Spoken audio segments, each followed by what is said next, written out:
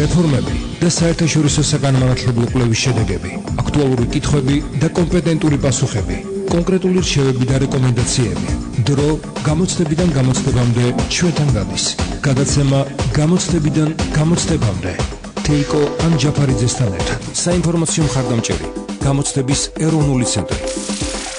გადაცემის სპონსორია აღმოსავლეთ ევროპის სასწავლო უნივერსიტეტი. გახდი აღმოსავლეთ ევროპის სასწავლო უნივერსიტეტის სტუდენტი. მიიღე თანამედროვე ევროპული განათლება. დასაქმდი წარმატებით.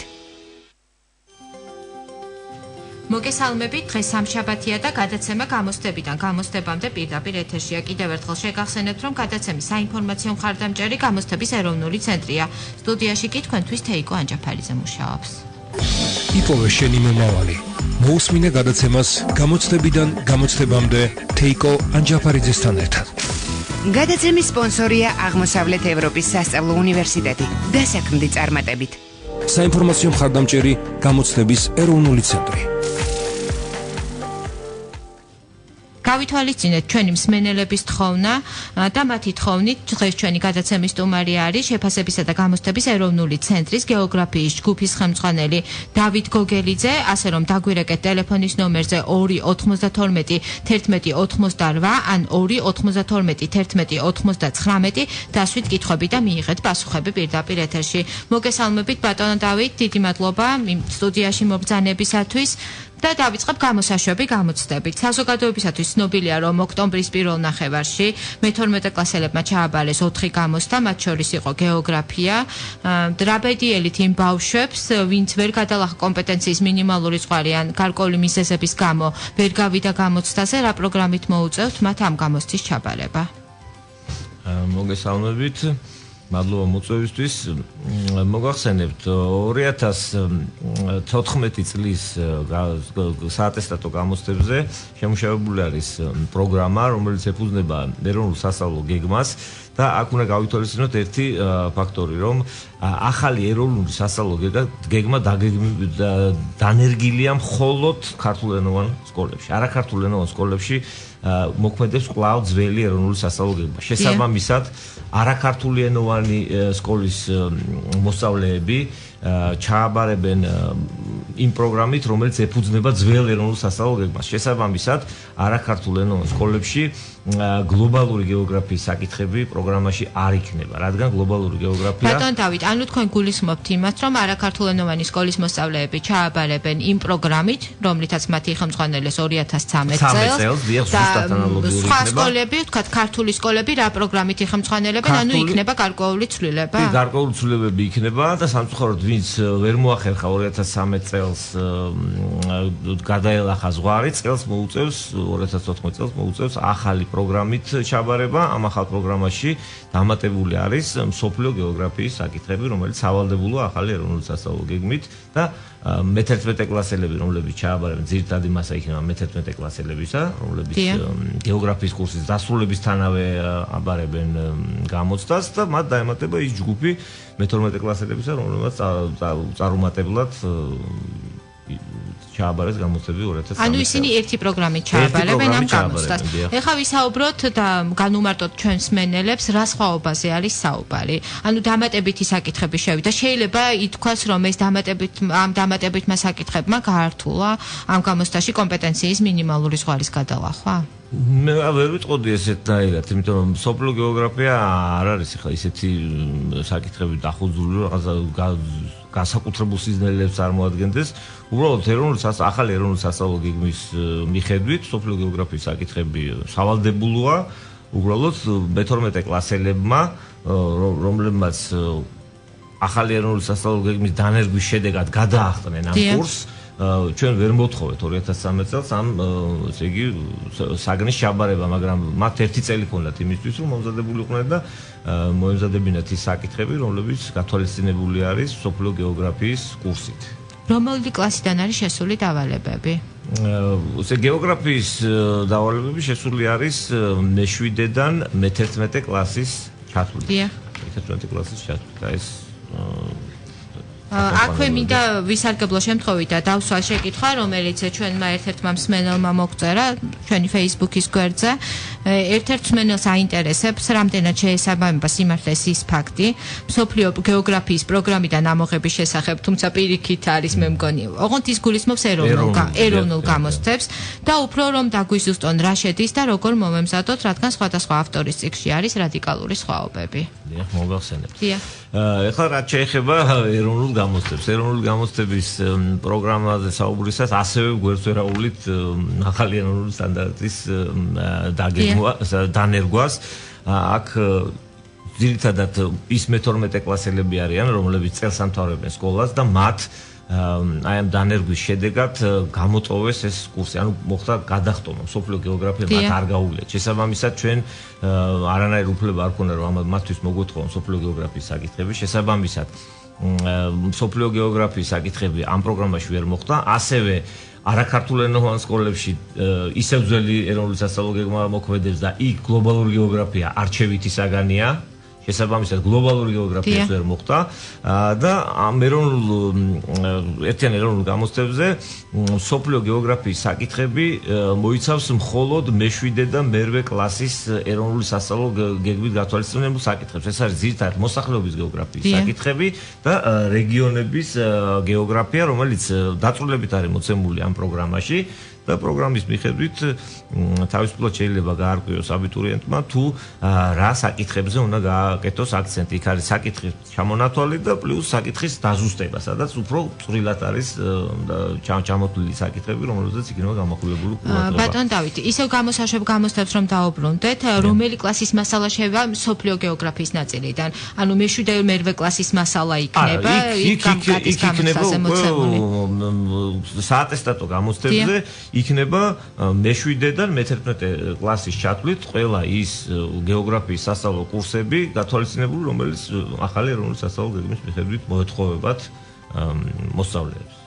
ანუ რაღაც გარკვეულად ერთგვარი პარადოქსი არის ის მე-12 კლასელები, რომლებმაც ვერ გადალახეს კომპეტენციის მინიმალური ზღვარი, აქ მოუწევთ ამ საკითხების ჩაბარება, თუმცა ერთიან ეროვნულ გამოცდებზე მათ არ სჭირდებათ ეს საკითხები.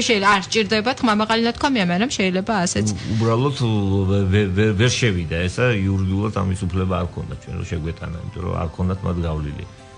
ბატონ დავით, აი აქ ერთ-ერთი კითხვა იყო სახელმძღვანელოსთან დაკავშირებით, მაგრამ მინდა ცოტა სხვა კონტექსტში დავსვა ეს კითხვა სახელმძღვანელოებთან დაკავშირებით, ისევ რომელი სახელმძღვანელოთი მოემზადონ და ხშირად არის სხვათა შორის არა მხოლოდ თქვენ საგანთან დაკავშირებით, ისგივე ისტორიასთან დაკავშირებით არსებობს ასეთი კითხვა, რომ ერთ სახელმძღვანელოში არის თქვათ გარკვეული საკითხი შესული, მეორე სახელმძღვანელოში არ არის, თქვათ ეს საკითხების შემდეგ არის შესული რომელიმე ტიპია ტესტში, თქვათ გამოსაშვები გამოცდის ან ერთიანი გამოცდების ტესტში, როგორ მოემზადონ აბიტურიენტები და რამდენად არსებობს თეორიული შანსი იმის, რომ საკითხი, რომელიც რომელიმე სახელმძღვანელოში არ არის მოცემული, მოხდება ტესტში, ტესტურ დავალებაში.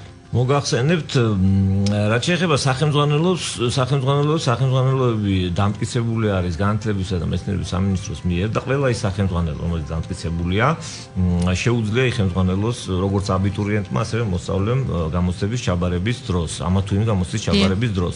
რაც შეეხება იმ საკითხებს, რომლებიც განსხვავებულია ამა თუ იმ ავტორის სახელმძღვანელოში, ჩვენს არც ერთ ტესტში არ აქვს ისეთი საკითხი, რომელიც მაგალითად ერთ სახელმძღვანელოში არის საკითხი და მეორეში არ არის.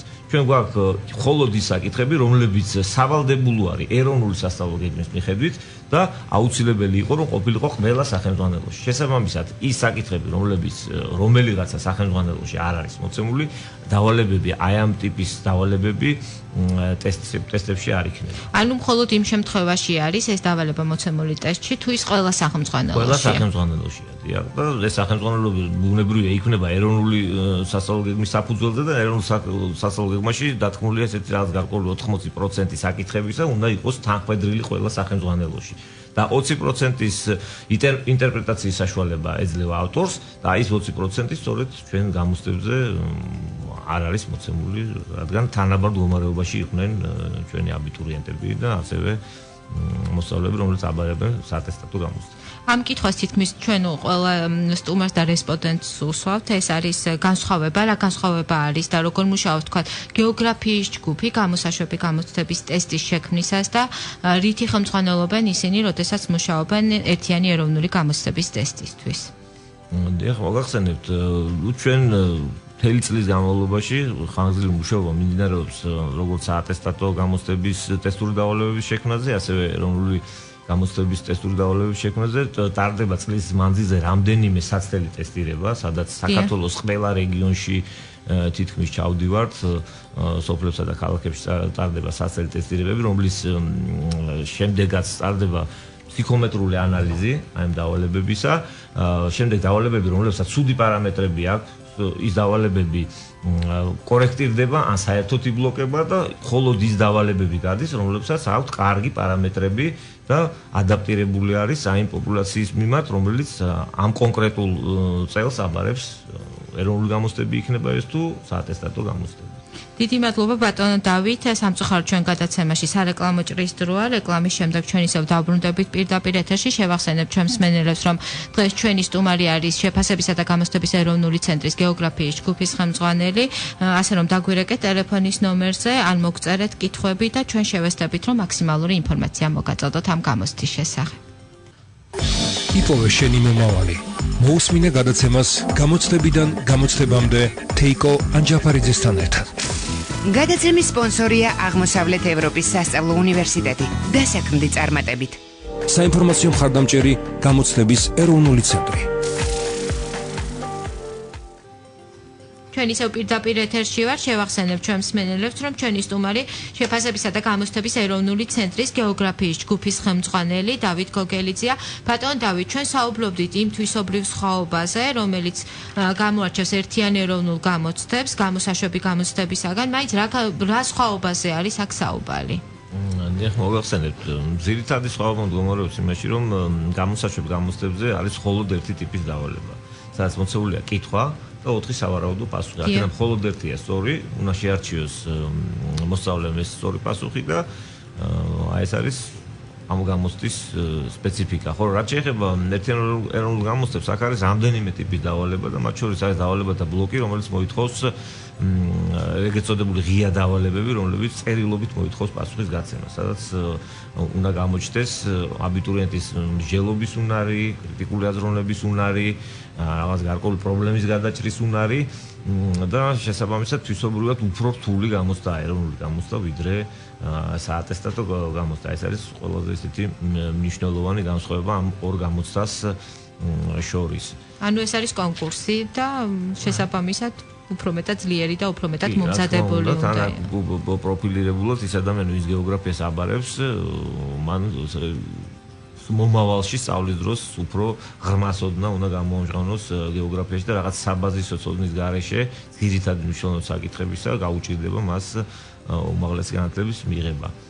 ბატონ დავით, მე ვხედავ, რომ თქვენ გაქვთ მოტანილი ტესტის ნიმუში, როგორი არის ტესტის სტრუქტურა, ძალიან ზოგადად რომ გავიაროთ, როგორ მოემზადონ აბიტურიენტები, მივცეთ მათ კიდევ ერთხელ რჩევა. ესე იგი, ჩვენი ტესტი 2014 წლის ტესტი ანალოგიური იქნება 2013 წლისა ტესტისა. ზირეული ცვლილებები ჩვენ არ განგვიხორციელებია. უკაცრავად პირველ გვერდზე ვხედავ ინსტრუქციას, ანუ თქვენ აძლევთ გარკვეულ მითითებას აბიტურიენტებს. რა ინსტრუქცია არის, რა უნდა დაიცვან, რა არის მთავარი? მთავარი და მნიშვნელოვანი არის ეს ზოგადი ინსტრუქცია, რომელიც ზოგადად როგორ უნდა იმუშავა ტესტზე, იმის შესახებ არის აქ საუბარი და ასევე მითითებული რომ თითოეულ დავალებას აქვს თავისი კონკრეტული ინსტრუქცია. ძალიან კარგად უნდა წაიკითხონ კონკრეტული დავალების ინსტრუქცია და მხოლოდ იმის შემდეგ დაიწყონ პასუხების გაცემა, იმიტომ რომ ხშირია შეცდომები იმ შემთხვევაში, როდესაც ვერ გაიგო ინსტრუქცია, შემდეგ ვერ გაიგო დავალების პირობა და საკუთარი ინტერპრეტაციით ეცადა ეპასუხა ამ კითხვებზე და აი აქედან გამომდინარე არასწორი პასუხები გასცა და დაკარგა ქულები აბიტურიენტმა. ამიტომ ყურადღებით უნდა წაიკითხონ ეს თავფურცელზე მოცემული ინსტრუქციაც, თითოეულ კონკრეტული დავალების ინსტრუქცია და ამის შემდეგ უნდა დაიწყონ ტესტური დავალებების შესრულება. შეფასების სქემა არ იცვლება. შეფასების სქემაც იგივეა, დავალებების ტიპებიც იგივეა, სულ რამდენიმე ტიპის დავალებაა. ერთი ეგრეთ წოდებული დახურული დავალებები, სადაც კითხვა არის 4 სავარაუდო პასუხით. შემდეგ აქვს ეგრეთ წოდებული შესაბამისობის დავალებები, როდესაც მოცემულია 2 სვეტი და ერთ სვეტში მოცემული ინფორმაციას უნდა შეუსაბამოთ მეორე სვეტში მოცემული ინფორმაცია, მაგალითად ერთ სვეტში იქნება ქედები, მეორე სვეტში იქნება თქვათ ისტორიული მხარეები, რომელშიც მდებარეობს ეს ქედები და უნდა შეუსაბამოს აბიტურიენტმა. ეს არის დავალებები, ეს ბლოკი, რომელიც რუკაზე, რუკის კითხვასა და რუკის ანალიზს მოიცავს. დაურიგდებათ რუკები? რუკები აუცილებლად დაურიგდებათ A3 ფორმატის საქართველოს ფიზიკური და მსოფლიოს ფიზიკური რუკები იქნება გამოცდაზე, რომლის საშუალებითაც მათ შეუძლიათ აი ამ ტიპის კითხვებზე პასუხის გაცემა. და ესეთი ორი ტიპის დავალება, ერთი კონტურული რუკისა და აი ამ ჩვენი მიადარიგებული რუკების ანალიზის შედეგად უნდა გასცეს მოსწავლემ პასუხები და მეორე არის თვით ტესტში ჩაკრული არის ტოპოგრაფიული რუკა, რომელიც შარშან იყო ესეც ცვლილება, ჩვენ გავითვალისწინეთ აბიტურიენტების თხოვნა, რომ A3 ფორმატი იყო და ჩაკეცილი იყო და მოუხერხებელი იყო ამ ტესტთან მუშაობა, ამიტომ ჩვენ გავყავით ეს ტოპოგრაფიული რუკა და A4 ფორმატზე დავიყვანეთ, უფრო მოსახერხებელი ყოფილიყო მათთვის მუშაობა და ამ ტოპოგრაფიული რუკაზე მიბმული არის რამოდენიმე კითხვა, რომელიც მის ანალიზს საჭიროებს და ესეთი ტიპის დავალება. ასევე გვაქვს ტექსტის ანალიზი და ცხრილებისა და დიაგრამების ანალიზი, ესეთი ტიპის დავალებები, სადაც აბიტურიენტმა უნდა გამოამჟღავნოს თავისი მსჯელობის უნარი და უნდა უპასუხოს წერილობით თითოეულ ამ კითხვას. ეს არის მოკლედ რაც შეიძლება და ანუ რამდენი დავალების გაშეეს შედგება თქვენი ტესტი? ნუ ხა ზუსტად დავალების რაოდენობის თქმა ძნელია, ხან 14-დან 37-ის პარაგრაფში მერყეობს დაახლოებით დავალებათა რაოდენობა. რაც შეეხება ტიპებს რჩება იგივე რაც იყო დავალების ტიპები. თქვენ ახსენეთ წერითი დავალება, თუ იქნება ვთქვათ შეფასების დროს გათვალისწინებული გრამატიკული შეცდომები? ჩვენ გრამატიკულ შეცდომებს ამ შემთხვევაში გრამატიკულ შეცდომების დაშვებისას არ ვაკლებთ ნიშნებს ბავშვებს. აქ თავარია სწორად იყოს გაანალიზებული ის პრობლემა და ის პრობლემატიკა, რომელიც დასმული არის აი ამ კითხვაში და ალბათ ქართულში ამოწმებენ გრამატიკასაც და მაგრამ თავარია აზრი სწორად იყოს გადმოცემული და რაც თავარია თუ რაღაცა მათ მიაჩნიათ რომ არასწორად ჩამოაყალიბეს და შემდეგ უნდა წაშალონ, ხშირ შემთხვევაში ისინი სვამენ ხოლმე ან ფრჩხილებში ან გაუგებარია რომელია წაშლილი, რომელია დატოვებული, ამიტომ რომ წინადადებასაც ისინი თვლიან რომ არასწორია, გადახაზონ უბრალოდ არ არის დაჯღაბნა საჭირო, გადახაზონ ერთი ხაზით, რომ გამსწორებელი შემდეგ მიხვდეს რომ რაღაცა გარკვეული ნაწილი გადახაზულია და მეორე ნაწილი რომელიც არ არის გადახაზული, ის არის სწორი პასუხი და იმას შეაფასებენ. ანუ ფრჩხილებში ჩასმა არ არის იმის მანიშნებელი, რომ მათ შეიძლება აღიქოს როგორც დამატებითი ინფორმაცია, მიხვდით? რაღაცა ერთი წინადადება დავწერე და ფრჩხილებში ჩავსვი რაღაც დამატება. და ხშირად ეს დამატება თუ არ არის სწორი, მაშინ გამსწორებელი ჩათვლის რომ ვერ გაიგო საკითხის არსი აბიტურიენტმა და ამიტომ შეიძლება დააკლდეს გულა. ბატონ დავით, როგორი არის დრო? იცვლება რამდენი დრო ცვლილი იქნება 3 საათი ეძლებათ აბიტურიენტებს. საკმარისია 3 საათი ამ 34-37 დავალების შესასრულებლად. საკმარისია, მეტიც არის, მე თუ მკითხავ, ძალიან მშვიდად შეუძლიათ იმუშაონ, ჩვენ გაზომილი გვაქვს აი ამ სასწრაფო ტესტირებების დროს, დაახლოებით 2 საათნახევარში თავისუფლად შეუძლიათ ჩაეტიონ, მაგრამ ეს ნახევარ საათი მომატებულია იმისთვის, რომ აი ეს სტრესული მდგომარეობა, ნერვიულობა მაინც ახლავს ამ გამოცდებს და მშვიდად რომ იმუშაონ და დროის დეფიციტის განცდა რო არ ქონდეს ბავშვებს და ამიტომ 3 საათში თავისუფლად ძალიან შვიდად შეუძლიათ გადაიტანონ აუცილებლად პასუხების ფურცელში ყველა. ანუ ეს არის ძალიან მნიშვნელოვანი. ძალიან მნიშვნელოვანი, რომ ტესტის ბუკლეტი ყველაზე ხშირად დაშვებული შეცდომა, ვთქვათ, იგივე გადატანის დროს, ან რომელი დავალების შესრულება უჭირთ მათ ყველაზე მეტად, რომ რაღაცნაირად მივანიშნოთ მათ, რომ უფრო მეტი ყურადღება მიაქციონ. არ დამოვიწყდება პირველად როცა ჩატარდა ეროვნული გამოცდები, აი ეს ეგრეთ წოდებული დახურული დავალებები. დაახლოებით 15-20 კითხვა არის, როდესაც აი შემოსახაზი კითხვები, ჯვრები უნდა დასვას პასუხების ფურცელში და ძალიან ყურადღებით გადაიტანონ, იმიტომ რომ ერთ მოსწავლეს ჰქონდა აი პირველი დავალება გამორჩენილი ჰქონდა და პირველის მერე დაიწყო ეს პასუხების გაცემა. და რომ გაგვიკვირდა რომ ვერცეთ კითხვას ვერ უპასუხა და მე რომ ავწიეთ ეს ზევით, ბოლო კითხვაზე აღარ იყო და ქვემოთ გაუკეთა ჯვარი. და რომ ავწიეთ ყველა კითხვა გამოვიდა სწორად ნაპასუხები, მაგრამ ამას ჩვენ ვერანაირად ვერ ვიზავთ, იმიტომ რომ მეორე დავალებაში თუ არასწორად სწვია ჯვარი, ჩვენ ამას ვერ ვივარაუდებთ. ჩვენ უნდა თუ შეეშლება აუცილებლად უნდა გადაასწოროს. ის გადასწორების ინსტრუქციაც მოცემული არის აი წინა გვერდზე, როგორ უნდა მოხდეს გადასწორება. აი როგორ უნდა მოხდეს ბატონ დავით გადასწორება. 4 ისას უჯრა არის და თქვათ B არის სწორი B-ზე გადაუსვი ჯვარი, მაგრამ თუ ჩვენ ჩავთვალ აბიტურიენტო B კი არა G ყოფილა, ეს B მთლიანად უნდა წაშალოს და დასვას ჯვარი G-ზე, მაგრამ ნუ სამწუხაროდ B-ზე თუ მოუნდა დაბრუნდება, B-ზე ვეღარ დაბრუნდება. ამიტომ გადატანის დროს ძალიან ყურადღებით დააკვირდნენ პირველი კითხვის ჯვარი გადაიტანა პირველ კითხვაში, მეორე კითხვის ჯვარი მეორე კითხვაში და ასე შემდეგ. ნუ რაც შეეხება ღია დავალებებს, იქ ყველგან გამოყოფილია სივრცეები პასუხების ფურცელში და დავალების ნომერის სერია და იმ შესაბამის ნომერზე თქვა 31 პირველი დავალების პასუხი უნდა გადაიტანონ პასუხების ფურცელში 31 პირველის დავალების ადგილზე და ამასაც ყურადღება უნდა მიაქციონ. კიდე თუ არის რაიმე ტიპის დავალება, სადაც აბიტურიენტები უშვებენ ყველაზე ხშირ შეცდომებს და რომლის შესრულებაც ყველაზე მეტად უჭირთ მათ. ხა შეცდომები ხომ მესმის რომ სხვადასხვა ტიპის შეცდომებია, მაგრამ ისე ალბათ გაქვთ თქვენი სტატისტიკა, თქვენი დაკვირვება, თქვენ ჯგუფს ალბათ აქვთ. მე შემიძლია გითხრათ, რომ ყველაზე უფრო მეტად აბიტურიენტებს უჭირთ აი ეს ღია ტიპის დავალებები, სადაც საკუთარი აზრი უნდა გამოთქვან, რაღაცა პრობლემა უნდა გაანალიზონ და მე მინდა ურჩიო მათ, რომ უფრო მეტი ყურადღება მიაქციონ აი ესეთ საკუთარი აზრის ჩამოყალიბებასთან დაკავშირებულ საკითხებს და ივარჯიშონ აი ამასთან დაკავშირებით, რომ წერილობით ლაკონურად, რაც შეიძლება ლაკონურად, მაგრამ ის მნიშვნელოვანი აზრი, რაც უნდა იდოს იმ წინადადებაში, გაარჩიოს გამსწორებელმა. ხანდახან ხდება ხოლმე ისეთნაირად ჩახლართვა წინადადებისა, რომ აზრის გამოტანა ცოტა ჭირს. ამიტომ ეცადონ რაც შეიძლება მოკლედ და კონკრეტულად უპასუხო. იმიტომ ხდება ხოლმე რაღაც გასვლა საკითხიდან, მოულიან ხოლმე უამრავ რაღაც ინფორმაციას მოიტანენ ამ საკითხის გარშემო და რეალურად ეკითხებიან კონკრეტულ რაღაც ანუ კონკრეტულ კითხვაზე კონკრეტული პასუხი უნდა გასცენ. არ არის აუცილებელი რომ რაც შეიძლება ბევრი დაწერო. ეს არ არის იმის მანიშნებელი, რომ იქ ეს დავალება მაქსიმალური ქულით შეფასდება. პირიქით, რაც უფრო მოკლედ და ლაკონურად იტყვის შენ სათქმელს, მით უფრო ფასეულია ესეთი პასუხები. რუკამათ ეხმარებათ, როგორც ფიქრობთ თქვენ, თუ უჭირთ არისიან მათ ამ რუკის გამოყენება? ხა ჩვენი დავალებები გარდა იმისა, რომ ორი ტიპის დავალება გვაქვს, რომელიც პირდაპირ რუკაზე არის მიღებული, გარდა ამისა, როგორც აი დახურულ დავალებებში, ასევე ღია დავალებებში არის გაბნეული რამდენიმე კითხვა, რომლის შესრულებაც ნამდვილად გაუადვილდებათ აი ამ რუკის გამოყენებით და აბიტურიენტმა, რომელმაც კარგად იცის რუკის კითხვა, იმას ძალიან მაღალი შანსი აქვს, რომ არა მარტო ზღვარი გადალახოს, არამედ საკმაოდ მაღალი ქულაც მიიღოს და შემდეგ გრანტის კონკურსის უფრო კარგი შედეგები აჩვენოს. კომპეტენციის მინიმალურ ზღვართან დაკავშირებითაც არ არის ცვლილება. კიდევ ერთხელ უთხრათ ჩვენ აბიტურიენტებს, რომელი არის ქვედა ზღვარი და მაქსიმალური ქულა. დიახ, მოგახსენებთ, მაქსიმალური ქულა ჩვენი ტესტის საგახლავთ 70 და მინიმალური კომპეტენციის ზღვარი არის 18 ქულა. დიახ. უნდა გადაახოს, რათა მიიღოს კონკურსში მონაწილეობა. რაც მეც მიიღებს უკეთესი.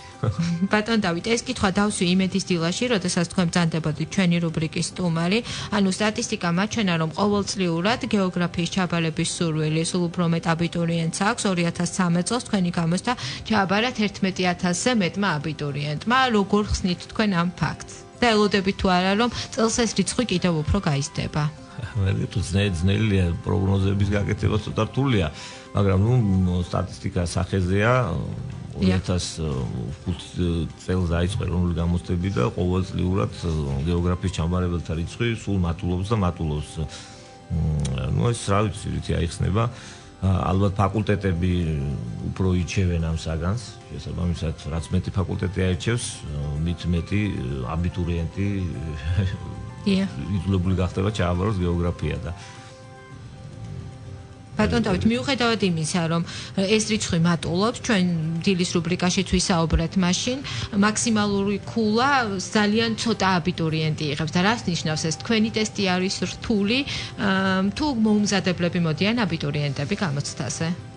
მაშინაც გითხარით ახლაც ჩემ ვარაუდს მოგახსენებთ მაქსიმალური კულა არცეთ აბიტურიენტს არ მიუღია ამ ხნის განმავლობაში. სხვა საგნებში ყველა თითოეულ ღებულობს ხოლმე, მაგრამ რაც შეეხება ქვედა ზღვარს, ჩვენ ვართ ერთ-ერთი პირველ ადგილზე ამ ქვედა ზღვართან დაკავშირებით ყველაზე მეტი აბიტურიენტს აქვს საშუალება რომ დაძლიოს ეს მინიმალური ზღვარი და კონკურსში მონაწილეობა მიიღოს და შეიძლება ერთ-ერთი ფაქტორი სწორედ ეს იყოს აბიტურიენტების რიცხვის ზრდისა. ძალიან ცოტა დრო გაქვთ დარჩენილი ბატონ დავით და არ შემიძლია რომ არ გკითხოთ უბრალოდ დაუბრუნდე ისევ იმ თემას თქვენ ახსენეთ რომ ერთიანი ეროვნული გამოცდებისათვის უფრო რთული ტესტი იქნება ვთქვათ გამოსაშვები გამოცდებისათვის შედარებით მარტივი მაგრამ ერთიანი ეროვნული გამოცდის ტესტი ხო ეფუძნება და ემყარება ისევ ეროვნულ სასწავლო გეგმას ანუ რა ტიპის სირთულეზე არის აი აქ საუბარი როგორ უნდა იცოდნენ მათ თქვენი საგანი რომ გადაწყვეტონ ჩააბარონ გეოგრაფია. კიდევ ერთხელ გამეორდები და ვიტყვი რომ როგორც საატესტატო გამოცდები ასევე ერთიანი ეროვნული გამოცდები თავიდან ბოლომდე ეფუძნება ეროვნულ სასწავლო გეგმას და მასში გაწერილ იმ უნარჩვევებს რომლებიც უნდა შეიძინოს მოსწავლემ გეოგრაფიის სწავლების დროს. უბრალოდ საატესტატო გამოცდების ფორმატი არ იძლევა იმის საშუალებას რომ შევამოწმოთ ისეთი უნარები როგორც არის მაგალითად საკუთარი აზრის გადმოცემა რაღაც პრობლემის ანალიზი და ასე შემდეგ. აი ესეთი კითხვების საშუალება ჩვენ ერთიან ეროვნულ გამოცდებებზე გვაქვს და აი ამაში მდგომარეობს ეს სირთულე.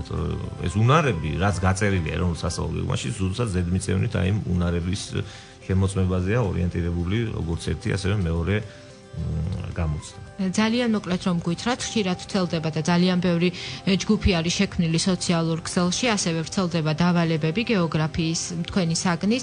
იხმძღვანელონ თუ არა ამ დავალებებით აბიტურიენტებმა, თუნდაც მე-12 ან მე-11 კლასის მოსწავლეებმა, რა ინფორმაციას დაერყნენ ისინი და რითი იხმძღვანელონ ამ გამოცდაში მომზადების დროს? მოგახსენებთ, ძირითადად მე ურჩევდი რომ მათ იხმძღვანელონ ჩვენ საიტზე განთავსებული ინფორმაციით, ეს არის კრებულები, როგორ მოვემზადოთ ერთიანი ეროვნული გამოცდებისთვის, ასევე ჩვენ გვაქვს საატესტატო გამოცდების დავალებათა ნიმუშები, ასევე არის სამინისტროს მიერ გეფინირებული სახელმძღვანელოები, აი ეს არის ის მასალა, რომელსაც უნდა დაეყრდნონ ჩვენი აბიტურიენტები და მოსწავლეები. რაც შეეხება ახლა კერძო გამოცემებს, მე სამწუხაროდ არ ვიცნობ მათ და რაც ჩამოვარდნია ხელში, ძალიან ხშირად არის ხოლმე რომ დავალებები არის ან არაკორექტული, ან ხშირ შემთხვევაში შეცდომებს შეიცავს, ამიტომ ძირითადად დაეყრდნონ ოფიციალურ წყაროებს, რომლებიც განათლების სამინისტროს მიერ არის დაშვებული. ძალიან დიდი მადლობა ამ მომწურავი ინფორმაციისათვის. სამწუხაროდ ჩვენი დრო ამოიწურა. მე შევახსენებ ჩვენს მსმენელს, რომ ხვალ იმედის დილის ეთერში, ჩვენი გადაცემის რუბრიკაში, ჩვენ საუბარი უკვე ერთიანი ეროვნული გამოცდების რეგისტრაციაზე გვექნება, ასე რომ გემშვიდობებით მომავალ სამშაბათამდე. ნახვამდის. რეფორმები და საერთაშორისო საგანმანათლებლო კვლევის შედეგები, აქტუალური კითხვები და კომპეტენტური პასუხები, კონკრეტული რჩევები და რეკომენდაციები. დრო გამოცდებიდან გამოცდებამდე ჩვენთან გადის. გადაცემა გამოცდებიდან გამოცდებამდე. თეიკო ანჯაფარიძესთან ერთად. საინფორმაციო მხარდამჭერი გამოცდების ეროვნული ცენტრი. გადაცემის სპონსორია აღმოსავლეთ ევროპის სასწავლო უნივერსიტეტი. გახდი აღმოსავლეთ ევროპის სასწავლო უნივერსიტეტის სტუდენტი. მიიღე თანამედროვე ევროპული განათლება. დასაქმდი წარმატებით.